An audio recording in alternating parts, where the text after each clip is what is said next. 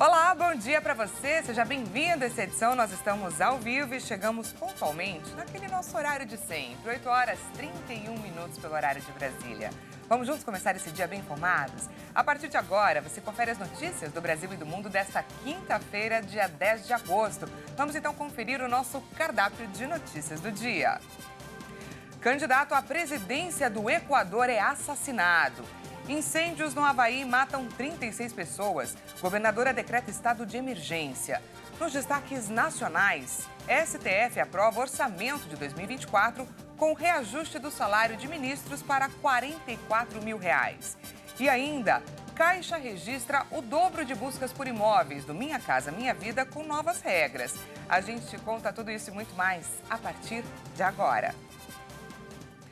O candidato à presidência do Equador, Fernando Villavicencio, foi assassinado com 3 tiros na cabeça quando saía de um comício na cidade de Quito nesta quarta-feira. Vamos conferir. Esse vídeo que circula nas redes sociais mostra o momento do atentado. Fernando Villavicencio saía de uma escola em Quito, a capital do Equador, onde acabava de participar de um comício. E ao entrar no carro, ele é baleado.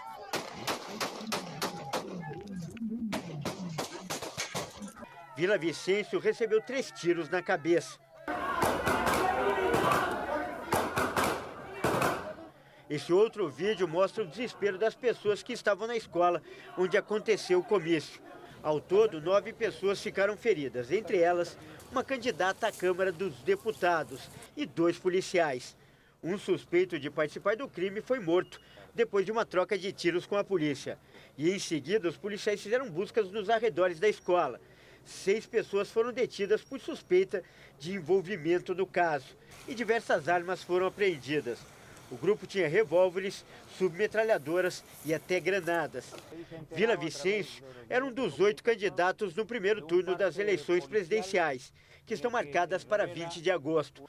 Segundo a mais recente pesquisa, o político de 59 anos aparecia em segundo lugar na intenção de votos. Como jornalista no Equador, ele teve atuação marcada por denúncias contra o narcotráfico e a corrupção na elite política do país. E após o assassinato de Fernando Villavicencio, o presidente do Equador, Guilherme Lasso, decretou estado de exceção no país e garantiu que as eleições marcadas para o dia 20 de agosto serão mantidas. O presidente do Equador fez um pronunciamento durante a madrugada desta quinta-feira. A declaração foi feita horas depois do candidato à presidência, Fernando Villavicencio, ser assassinado a tiros ao deixar um comício em Quito. Lasso afirmou que, com o estado de exceção, as Forças Armadas do país foram mobilizadas para garantir as eleições e a segurança nacional. E o segundo decreto que declara o estado de exceção. O presidente lembrou que Villavicencio era um democrata e um lutador, e por isso as eleições serão mantidas para o dia 20 de agosto, como forma de defender a democracia do país. O grupo criminoso Los Lobos, um dos maiores do Equador, assumiu a autoria do ataque e disse que é isso que acontece com políticos corruptos, que não cumprem suas promessas. Em um vídeo propagado pelo grupo, eles dizem que o ex-candidato teria recebido milhões de dólares deles para financiar a campanha. O governo equatoriano decretou luta oficial de 3 dias para homenagear Fernando Villavicencio. E o Ministério das Relações Exteriores aqui do Brasil divulgou uma nota lamentando o assassinato do candidato. O Itamaraty chamou o atentado de deplorável e manifestou a confiança de que os responsáveis serão, sim, identificados e levados à justiça. E no Havaí, incêndios florestais mataram 36 pessoas. Moradores precisaram entrar no mar para se proteger. A governadora do Havaí, Silvia Luque, decretou estado de emergência. Os incêndios alimentados pelos fortes ventos do furacão Dora, que passou ao sul, pegaram a ilha de Maui de surpresa, deixando para trás carros carbonizados e pilhas de escombros onde ficavam prédios históricos.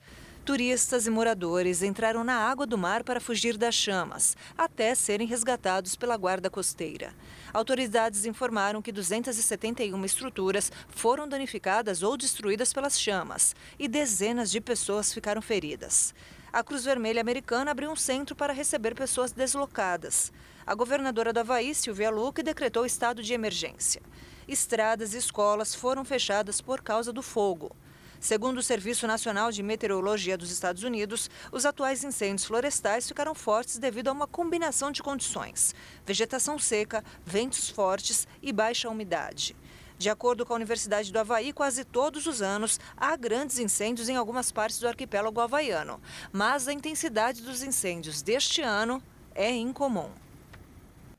E nos destaques nacionais, o Supremo Tribunal Federal aprovou o orçamento de 2024 com reajuste do salário de ministros. A proposta foi aceita em sessão administrativa virtual. Por unanimidade, o STF aceitou a proposta de orçamento de 2024 para a Corte. O projeto, que vai ser enviado ao Congresso, prevê um valor de quase 898 milhões de reais, que representa um aumento de 5,4% em relação ao orçamento de 2023. A decisão foi tomada em sessão administrativa virtual e inclui o aumento de remuneração dos ministros do STF, que hoje é de R$ 41.600 e deve passar a ser de R$ 44.000 a partir de fevereiro do ano que vem. Em dezembro do ano passado, o Congresso aprovou um aumento escalonado de 18% parcelado ao longo de 3 anos. Em 2025, esse valor sobe para R$ 46.300. Do total aprovado para o orçamento do ano que vem, R$ 590 milhões são referentes às despesas com remuneração e benefícios concedidos aos servidores. Outros 247 milhões de reais são para pagar despesas como pagamentos de empresas terceirizadas e investimentos. E os 60 milhões de reais para os encargos sociais da folha de pagamento. O Conselho Nacional de Justiça também aprovou a proposta orçamentária de 2024 de R$ 297 milhões e 800 mil, um aumento de 16,7% nas despesas em relação a 2023. A ministra Rosa Weber, presidente do Conselho e do STF, esclareceu que houve aumento de 6,1% nas despesas com folha de pagamento, além de 1,8% nos gastos com benefícios. O maior crescimento foi com despesas não impositivas, que cresceram 25,2%. Em um país onde as compras pela internet já movimentam mais de 170 bilhões de dólares, os profissionais da área não podem perder a oportunidade para se reciclar. Desde as práticas de marketing até as discussões importantes para o país, como a sustentabilidade. E foi com esse foco que aconteceu nesta quarta-feira, em São Paulo, o Fórum Comprar 2023. Esse é o principal evento para profissionais de compras aqui do Brasil. A reportagem é da Maria Clara Leite. Da folha de sulfite ao maquinário. É a área de compras que movimenta tudo que entra numa empresa. O departamento é responsável por boa parte dos custos de toda a organização e uma das peças-chave para o sucesso empresarial. Daí a necessidade de profissionais cada vez mais qualificados e com conhecimento constantemente reciclado. Com essa finalidade, nasceu o Fórum Comprar, o maior evento da área no Brasil. Em um único dia, especialistas no assunto apresentaram tendências, estratégias e as melhores práticas de compras. E um desses pontos que a gente quis trazer hoje é a questão do saving tributário nas compras, ou seja, como que a gente economiza tributos olhando para o perfil das compras, né? Então, é aquilo que às vezes o time tributário das empresas deveria ficar focado em fazer, mas não consegue. E aí, essas pessoas que estão aqui, né, esse público que está lá, o comprador, que é o tomador de decisão, se é melhor comprar do fornecedor A ou do fornecedor B, ele tem que entender que esse é um papel também dele, que isso é importante para ele, mas também tem que entender que ele precisa de ferramental para isso. Ele não vai conseguir fazer essa análise sempre sozinho, né? Então a ideia é ele conseguir enxergar isso como papel dele e também as formas de como a tecnologia pode ajudar ele dentro dessa lógica. E além das palestras, o fórum também reuniu estandes de grandes empresas com a exposição de soluções inovadoras para a área. E a ideia aqui é que os participantes possam fazer conexões para futuras parcerias. A empresa que o Renato representa, por exemplo, expôs uma estratégia para a descarbonização. Existe um grande comprometimento com as grandes empresas até a Agenda 2030, que é da descarbonização, ou seja, para você eliminar, né, neutralizar a sua pegada de carbono, e a gente tem como fazer esse processo. Então, existe uma estratégia para isso, que é você medir, né, a sua pegada de carbono, a gente tem como fazer isso. Depois reduzir a pegada de carbono, também fazer a sua substituição e compensação. E a sustentabilidade é um dos focos do Congresso. O Leonardo, inclusive, apresenta uma palestra sobre ESG. O ESG é uma sigla que vem do inglês, Environmental, Social e Governance, que nada mais é do que a parte ambiental, social e de governança das empresas. Então, ela fala muito sobre como as empresas se relacionam com o ambiente ao qual elas estão inseridos, não só na parte de sustentabilidade, mas também relacionamento com a comunidade e práticas, inclusive, de compliance. Ao todo, o evento contou com 400 profissionais, 250 empresas e 17 expositores da área de compras, uma das mais promissoras do Brasil, com salários bastante atrativos. Se você se interessou, atenção à dica. Precisa se profissionalizar, precisa se capacitar através de treinamentos, conhecer aquilo que ele compra, conhecer daquilo que ele faz. Isso é fundamental para torná-lo realmente um profissional estratégico, uma vez que a atividade de compras hoje é uma atividade estratégica.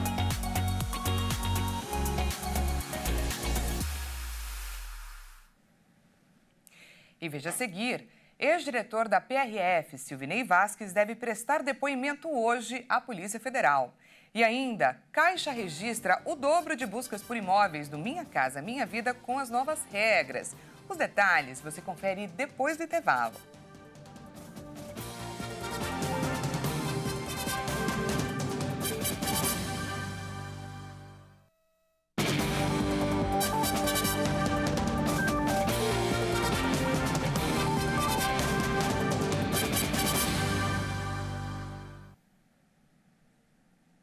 Seja bem-vindo mais uma vez. Nós estamos de volta e ao vivo, 8 horas e 45 minutos pelo horário de Brasília. Voltamos com mais notícias para você. O ex-secretário de Segurança do Distrito Federal, Anderson Torres, vai ser ouvido hoje na Câmara Legislativa do Distrito Federal. Em seu segundo depoimento da semana, Torres foi orientado a repetir em CPI do DF a mesma estratégia usada na CPI do Congresso. Apesar da prisão de Silvinei Vasquez, Anderson Torres não pensa em mudar de roteiro. A ideia é reforçar que não fez planejamento sobre bloqueios em rodovias para atrapalhar a chegada de eleitores no segundo turno. Já Silvinei Vasquez foi transferido de Florianópolis para Brasília e deve prestar depoimento à PF também nesta quinta-feira. O ex-diretor-geral da Polícia Rodoviária Federal foi preso ontem por suposto uso da máquina pública para interferir no processo eleitoral de 2022. Vasquez passou a noite na Superintendência da Polícia Federal e deve ser transferido para o Complexo Penitenciário da Papuda. E com as novas regras, a Caixa Econômica Federal registrou o dobro de buscas por imóveis do Minha Casa Minha Vida. A maioria das simulações feitas são referentes a imóveis de até R$200 mil. Desde o dia 7 de julho, quando as novas regras do programa Minha Casa Minha Vida entraram em vigor, a Caixa viu dobrarem as buscas por imóveis. No último mês, houve um total de 8.800.000 acessos à ferramenta, sendo que 6.200.000 estão relacionados ao programa social, um avanço de 109,7%. As novas regras baratearam a taxa aplicada no financiamento para 4% ao ano, direcionada a cotistas do Norte e Nordeste que recebem até R$2.000. Ainda dentro da faixa 1, com salário de até R$ 2.640, a taxa desse mesmo grupo é de 4,25%. Também houve aumento do subsídio para famílias com renda de até R$ 4.400, que conseguem acessar o financiamento do FGTS no programa habitacional. Antes, o valor poderia chegar a R$ 47.500. Agora, esse nível subiu para até R$ 55.000. Segundo o levantamento da Caixa, cerca de 47,43% dos interessados em adquirir um imóvel popular têm idade entre 25 e 35 anos. Aproximadamente 40,3% das simulações são referentes a imóveis com valores entre 150 e 200 mil reais. E 16% das simulações são para imóveis entre 100 mil e 150 mil reais. E agora a gente volta para os destaques internacionais. Autoridades russas e ucranianas relataram múltiplos bombardeios nesta quarta-feira, deixando vários mortos e feridos nos dois lados do conflito. Eu estava fazendo comida e por um segundo pensei que poderia ir para outra sala. Tinha acabado de sair para o corredor e a explosão aconteceu. Nesse momento, meu marido e nosso filho estavam do lado de fora. Se eu estivesse na cozinha, acho que teria me machucado. Um homem também morreu em um ataque na região de Nikopol e uma pessoa ficou ferida em Kherson, segundo o governo local. Em Donetsk, cidade do leste ucraniano sob controle russo, autoridades designadas por Moscou informaram que um bombardeio da Ucrânia matou 3 pessoas e deixou 11 feridos. O Ministério da Defesa russo ainda afirmou ter derrubado 2 drones ucranianos que se dirigiam a Moscou, um tipo de incursão que se multiplicou nas últimas semanas.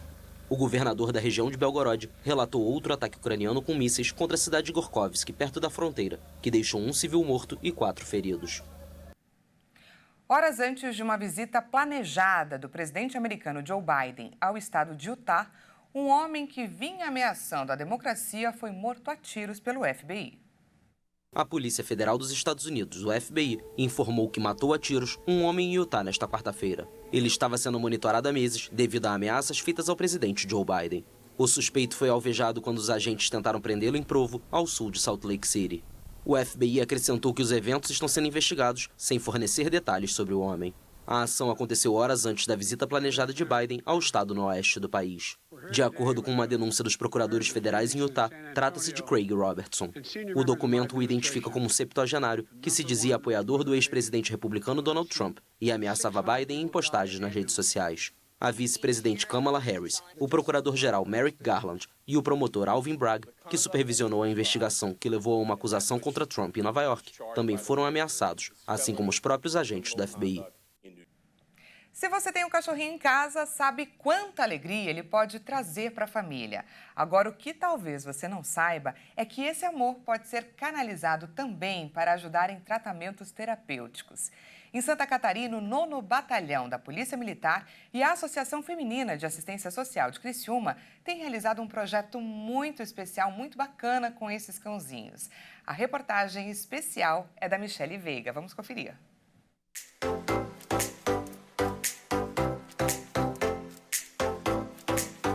Tocar, sentir e interagir. Para muitos pais, parece uma sequência lógica de uma criança quando vê um animal de estimação, como um cachorro, por exemplo.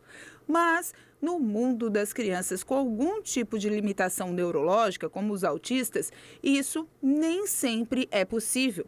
Por esse motivo, uma parceria entre o 9º Batalhão da Polícia Militar e a AFASC, Associação Feminina de Assistência Social de Criciúma, estará proporcionando até o final do ano aulas de sinoterapia, que é uma atividade assistida por cães e que ajudam a esses pequenos entrarem no mundo de interação e inclusão.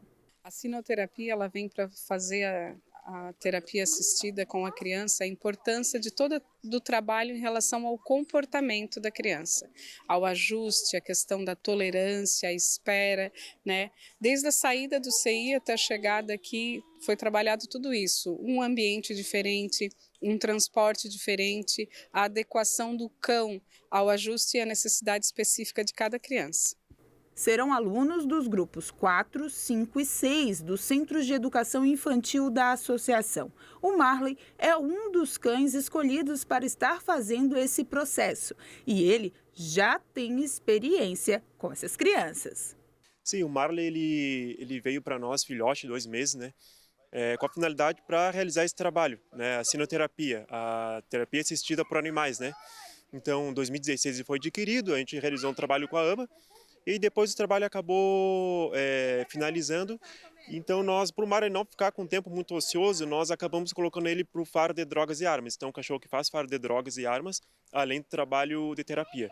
A terapia será realizada 2 vezes por semana na sede do batalhão, com no máximo 4 crianças por dia.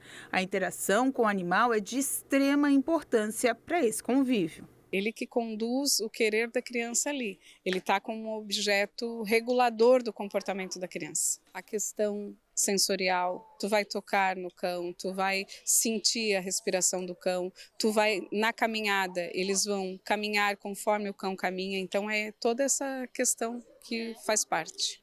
buscar terapias alternativas e também a inclusão destas crianças. Hoje na FASC são aproximadamente 150 delas com laudos de estarem dentro do espectro autista. Portanto, é um princípio de caminho para buscar um futuro mais inclusivo para elas.